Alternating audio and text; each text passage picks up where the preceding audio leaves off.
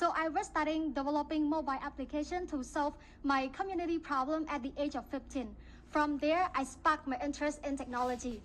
So I pushed myself and explore more in tech by joining various competition program, exchange program, and even though volunteer initiative. And from there, I realized that I must do something for my girls in my society. So I know that I have to contribute back, but I also know that I couldn't do this alone. And we must recognize that when we empower a girl, she empower another. And together, we create a world where girl can lead, initiative, and strive. And also to our amazing girl out there, you are amazing, you are unique, and let your actions and the voice impact your society. Thank you.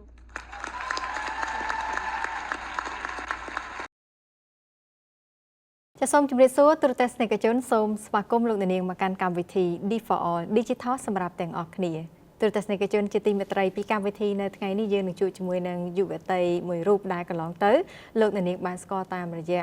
បណ្ដាញសង្គមដែលបានផ្សព្វផ្សាយពីប្អូនស្រីដែលប្អូនស្រីបានចូលរួមនៅក្នុងកម្មវិធីមួយរបស់អង្គការសហប្រជាជាតិនៅទីតាំងនៃអង្គការសហប្រជាជាតិដោយផ្ទាល់ទូរទស្សនិកជនលោកអ្នកនាងបានស្គាល់ពីសមត្ថភាពរបស់ប្អូនមួយចំនួនហើយថ្ងៃនេះយើងនឹងលម្អិតជូនលោកអ្នកនាងអំពីការសិក្សារបស់ប្អូនឬក៏រឿងរ៉ាវមួយចំនួនពាក់ព័ន្ធទៅនឹងបច្ចេកវិទ្យា Digital ដែលប្អូនបានដើរនៅក្នុងផ្លូវនេះនៅក្នុងវ័យក្មេងនៅឡើយទេចានៅពេលនេះទស្សនិកជនយើងជួបជាមួយនឹងប្អូនស្រីកៅមេងហងចាដែលប្អូនស្រីគឺជាសហសន្តាបនិកនៃ STEM Unity ក៏ដូចជា Lady in Tech នៅពេលនេះជួបជាមួយប្អូនស្រីដូចតទៅជួយសួរប្អូនចាអរគុណសម្រាប់ការអញ្ជើញចូលរួមនៅក្នុងកម្មវិធីនៅពេលនេះហើយបើមានញឹកខ្លាំងមែនតើឃើញអំពីការសិក្សាផងការធ្វើការងារផងការចូលរួមនៅក្នុងសង្គមទៅលើបច្ចេកវិទ្យា Digital ផ្សេងៗទៀតហើយក្នុងកម្រិតទៅតែសិក្សាសាកលវិទ្យាល័យទេចាអញ្ចឹងរវល់ច្រើនឥឡូវនៅពេលនេះយើងមានពេលជជែកចាពាក់ព័ន្ធទៅនឹងប្អូនស្រីកន្លងទៅមាននៅទស្សនិកជនយើងស្គាល់ប្អូនច្រើនហើយដែរនៅក្នុងវិស័យ Digital តែថ្ងៃនេះចង់ឲ្យប្អូនលម្អិតបន្ថែមទៀតពីដំណើររបស់ប្អូនតាំងពីការសិក្សារៀនសូត្ររហូតដល់ឥឡូវនេះយើងឈានដល់ក្នុងកម្រិតមួយដែលធ្វើការផងក៏សិក្សាផងដែរចាអញ្ចឹងដំបូងនេះចង់ឲ្យប្អូនលើកឡើងត្រួសអំពីដំណើរសិក្សានិងធ្វើការរបស់ប្អូនសិនពាក់ព័ន្ធទៅនឹងការសិក្សារៀនសូត្រហើយនឹង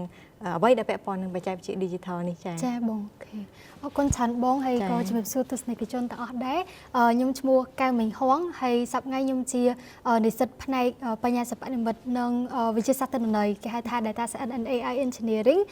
នៅសាកលវិទ្យាល័យ Camtech ហើយខ្ញុំក៏ជាគ្រូបង្រៀនផ្នែក Programming មួយរូបផងដែរអញ្ចឹងក្រៅពីហ្នឹងខ្ញុំជាសហស្ថាបនិកនៃ STEM Unity ដែលជា startup របស់ពួកខ្ញុំផ្ទាល់និង Ladies in Tech បើយើងនិយាយអំពីដំណើរនៃការសិក្សាផ្នែកបច្ចេកវិទ្យា Digital របស់ខ្ញុំហ្នឹងខ្ញុំបានចាប់ផ្ដើមពីពេលដែលខ្ញុំរៀនថ្នាក់ទី9អញ្ចឹងពេលហ្នឹងខ្ញុំកំពុងតែរៀនថ្នាក់ទី9ហ្នឹងនៅអនុវិទ្យាល័យហើយទៅខាងក្រសួងគាត់បានពំនាំនៅកម្មវិធីមួយដែលមានឈ្មោះថា Technovation Girls Cambodia ដែលជាកម្មវិធីសរសេរកូដសម្រាប់កុមារីហ្នឹងដែលគាត់រៀនបង្កើតកម្មវិធីទូរស័ព្ទដៃដើម្បីចូលរួមដោះស្រាយបញ្ហាសង្គមនិងចូលរួមបង្កើតគំនិតអាជីវកម្មបើសិនជាត្រឡប់ទៅវិញពេលហ្នឹងគឺខ្ញុំអត់ដឹងអីច្រើនខ្លាំងឯអំពីបច្ចេកវិទ្យាខ្ញុំគ្រាន់តែវាយ keyboard នៅលើកុំព្យូទ័រហ្នឹងក៏អត់ស្ទាត់ដែរប៉ុន្តែខ្ញុំចង់ដឹងបន្ថែមតើតើបច្ចេកវិទ្យាហ្នឹងខ្ញុំចង់ដឹងថាតើបច្ចេកវិទ្យាហ្នឹងវាអាចជួយអីគេបានខ្លះយើងអាចប្រើវាបានតាមផ្លូវណាខ្លះអញ្ចឹងបងអញ្ចឹងទៅក៏ខ្ញុំគិតថាខ្ញុំចង់ឲ្យឱកាសខ្លួនឯងចូលរួមជាមួយនឹងកម្មវិធីហ្នឹងអញ្ចឹងក៏ខំប្រឹងរៀនបង្កើតកូដរៀនខ្លាំងមែនតើពេលហ្នឹងដោយសារយើងអត់ចេះអីទាំងអស់ពីរឿងកូដហ្នឹងបងអញ្ចឹងទៅខំប្រឹងរៀនពីគ្រូផងពី YouTube ផងពី Google ផងអញ្ចឹងទៅស្រាវជ្រាវខ្លួនឯងរហូតដល់បង្កើតជាកម្មវិធីទូរស័ព្ទដៃមួយដើម្បីជួយដោះស្រាយបញ្ហាការរៀនគីមីវិទ្យារបស់សិស្សានុសិស្សនៅវិទ្យាល័យហ៊ុនសែនពីមចកងរបស់ខ្ញុំផ្ទាល់អញ្ចឹងបងចាហើយបន្ទាប់ពីនឹងទៀតទៅក៏ខ្ញុំមានអារម្មណ៍ថាខ្ញុំចាប់អារម្មណ៍ផ្នែកបច្ចេកវិទ្យានឹងដោយសារតែឃើញពីសក្តានុពលដែលយើងអាចយកបច្ចេកវិទ្យានឹងមិនតែជួយដោះស្រាយបញ្ហាខ្ញុំទេប៉ុន្តែវាអាចជួយដោះស្រាយបញ្ហាសហគមន៍ខ្ញុំបានទៀតអញ្ចឹងក៏ខ្ញុំចង់រៀនចំណេញនឹងបន្ថែមរហូតដល់ក្រោយមកក៏ចាប់ផ្ដើមចូលរួមកម្មវិធីប្រកួតប្រជែងកម្មវិធីផ្លាស់ប្ដូរការសិក្សាទៅបរទេសជាច្រើនក៏ដូចជាចូលរួមការងារស្ម័គ្រចិត្តរហូតបានដល់ការងារស្ម័គ្រចិត្តជាមួយនឹង UNICEF ទៅថ្ងៃមុនហ្នឹងពួកខ្ញុំបានទទួលបានឱកាសទៅចូលរួមជាមួយនឹងការប្រជុំនៅឯអង្គការសហប្រជាជាតិក៏ដូចជាបាននិយាយអំពីបទពិសោធន៍របស់ខ្ញុំនៅឯ United Nations នឹងដែរអញ្ចឹងបងចាចាប់ផ្ដើមពីក្មេងខ្ចីដែរទៅតែថ្នាក់ទី9ក៏ចាប់ផ្ដើមចាប់យកនឹងសម្លឹងឃើញអំពីសក្តានុពលរបស់វិស័យបច្ចេកវិទ្យាអញ្ចឹងវិស័យបច្ចេកវិទ្យាមាននៅ មុខវិជ្ជាច្រើននៅក្នុងនេះតើហេតុអីបងប្អូនជ្រើសរើសបច្ចុប្បន្នយើងរៀននៅក្នុងវិស័យជំនាញ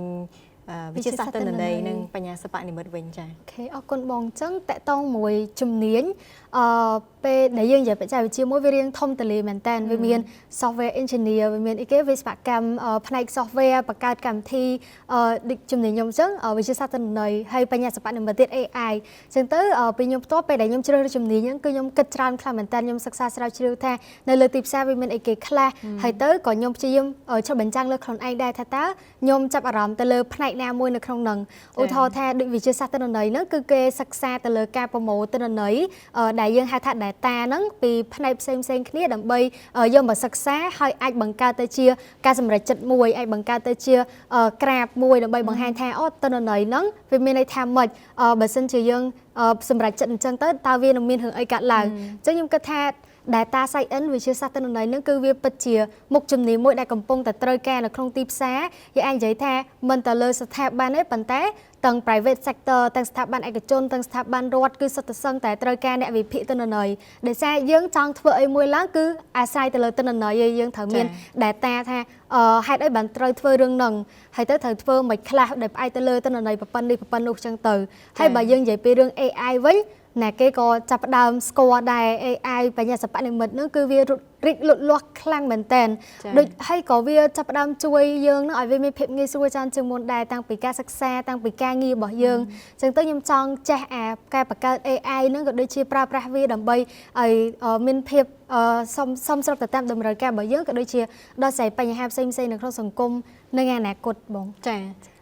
យើងលើកឡើងអំពីស្នាដៃរបស់បងអូនវិញស្នាដៃដំបូងអំបញ្ញវិញលើកឡើងអំពីជាកម្មវិធីអីដែរហើយការធ្វើហ្នឹងយើងធ្វើតែឯងឬក៏យើងមាន team ដែរ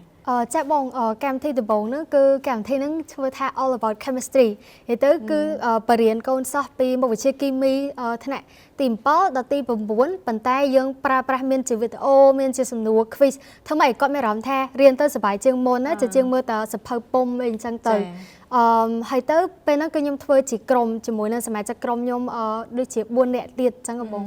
ចាជាស្នាដៃដំបូងណាចាស្នាដៃដំបូងហើយចុះការដែលយើងចេញទៅក្រៅប្រទេសដំបូងវិញពីប្រទេសណាដែរនៅចាំហ៎ចាបងពេលហ្នឹងអាយុ15ឆ្នាំហើយខ្ញុំទៅសហរដ្ឋអាមេរិកដំបូងហ្មងក្មេងមែនតើហើយបើមែនតើប៉ាម៉ាក់ក៏ឲ្យទៅដែរណាពេលហ្នឹងប៉ាម៉ាក់ខ្ញុំគាត់គិតដែរដោយសារអ្នកជិតខាងអីចឹងក៏ប្រាប់ដែរថាកូននៅទូអញ្ចឹងណា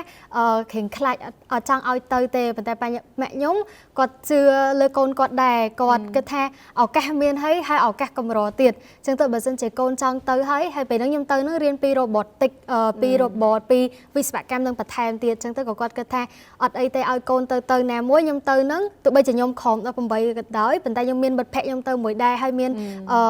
mentor គ្រូប្រវឹកមានអ្នកនាំទៅមួយដែរអញ្ចឹងទៅអត់មានត្រូវភ័យខ្លាចអីណាគេធ្វើបាបអីទេតែយើងទៅរៀនដែរអញ្ចឹងបងប៉ាមកអត់ភ័យតែខ្លួនឯងវិញមិនដែរខ្លួនឯងភ័យតិចប៉ុន្តែរំភើបជាងភ័យគិតថាវាអាចជាឱកាសមួយដែលខ្ញុំរៀនសូត្រដែលខ្ញុំអាចឃើញពិភពលោកបានធំជាងមុនហើយរៀនសូត្រពីគេបានច្រើនអញ្ចឹងបងចាហើយទៅដល់ហ្នឹងគឺពិតជារៀនសូត្របានច្រើនមែនបានច្រើនបងចាក់អារម្មណ៍នឹងបងអូនពីព្រោះថាបងអូននៅក្មេងតែបច្ចុប្បន្នគឺយើងមានសមត្ថភាពច្រើនហើយបងក៏សរសើរដែរយុវជនបច្ចុប្បន្នគឺចេះច្រើនណាស់គាត់រៀនសូត្របានច្រើនខ្ពស់ទៀតសម្រាប់បងអូនវិញការសិក្សាទៅលើជំនាញមួយនេះវិទ្យាសាស្ត្រទិន្នន័យនិងបញ្ញាសិប្បនិម្មិត AI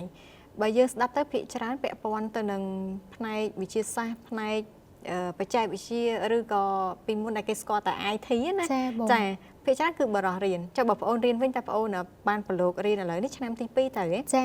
អញ្ចឹងតើសិក្សាកន្លងទៅឬក៏ចាប់តាំងពីទី9ដែលស្គាល់បច្ចេកវិទ្យាហើយបងអូនយល់ថាបងអូនរៀនពិបាកទេហើយបើប្រៀបធៀបទៅនឹងបរិះបងអូនគិតថាដូចគ្នាឬក៏ពិបាកជាងបរិះដែរទេមើលទៅអូខេបង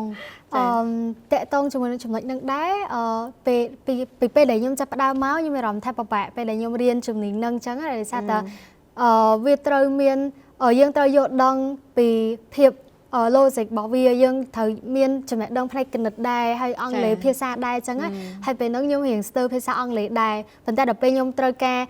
ស្រាវជ្រាវរកវីដេអូរៀនអីអញ្ចឹងទៅភាគច្រើនជាភាសាអង់គ្លេសអញ្ចឹងទៅអាចថាវាជាឧបសគ្គមួយសម្រាប់ខ្ញុំហើយទៅក៏វាត្រូវការពេលវេលាខ្ញុំច្រើនដែរឧទាហរណ៍ពេលដែលយើងទៅសេកូដបង្កើតកម្មវិធីអីមួយអញ្ចឹងវាមិនមែនទៅសេមកម្ដងវាដើរទេវាខ្លះទៅសេមកហើយវាខុសអញ្ចឹងទៅយើងត្រូវអង្គុយកែកូដនឹងធ្វើម៉េចឲ្យវាត្រូវតាមអីដែលយើងចង់បានអញ្ចឹងអានោះថាជាឧបសគ្គខ្លះដែលខ្ញុំជួបពេលដែលចាប់ផ្ដើមដំបូងអញ្ចឹងទៅខ្ញុំគិតថាបើសិនជាតតែយើងនឹងមានការតាំងចិត្តខ្លាំងហើយមានការព្យាយាមខ្លាំងបើយើងអាចដល់រហូតដល់រាល់ថ្ងៃអញ្ចឹងបងអញ្ចឹងប៉ុន្តែបើសិនជាយើងនិយាយថាបើប្រៀបធៀបក្មេងស្រីហើយក្មេងប្រុសក្នុងវិស័យហ្នឹងខ្ញុំគិតថាអត់មានណាគេស្រួលជាងឬក៏ពិបាកជាងអីទេព្រោះពេលរៀនវិស័យហ្នឹងទៅវាជួបបញ្ហាដូចគ្នាគ្រាន់តែថាពេលខ្លះយើងជាក្មេងស្រីនៅក្នុងវិស័យហ្នឹងយើងអាចថាយើងរៀងទទួលបានផ្នែកគំនិតសង្គមបន្តិចតាក់ទងមួយ stereotype ដែលគេគិតថា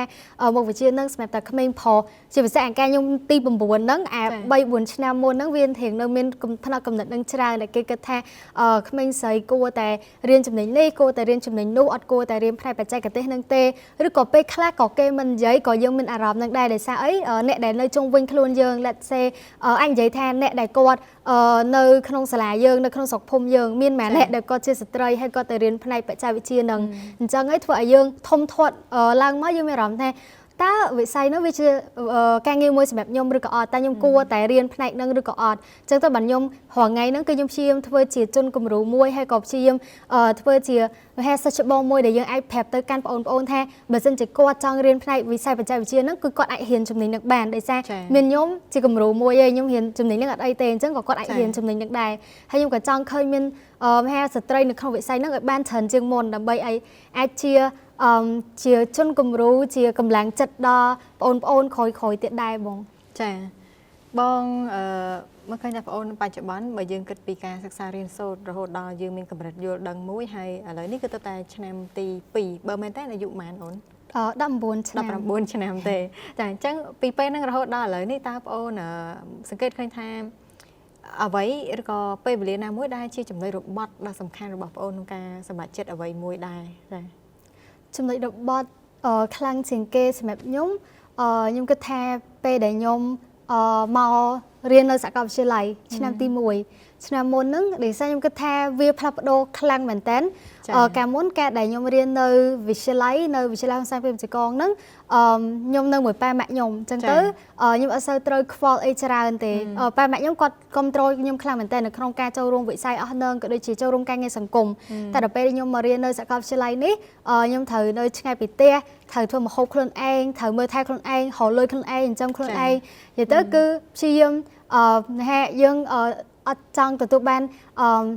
មានន័យថាយើងអត់ចង់ចាយលុយប៉ាម៉ាក់យើងទេយើងធំអីគ្រប់18ឆ្នាំអីចឹងទៅក៏ខ្ញុំព្យាយាមរៀងឯករាជ្យខ្លួនឯងដែរប៉ុន្តែជីវិតឯករាជ្យហ្នឹងវាអត់ស្រួលដូចអីដែលខ្ញុំគិតទេគឺរៀងពិបាកដែរហើយក៏យើងត្រូវមើលថែផ្លូវចិត្តខ្លួនឯងជាមួយនឹងការងារ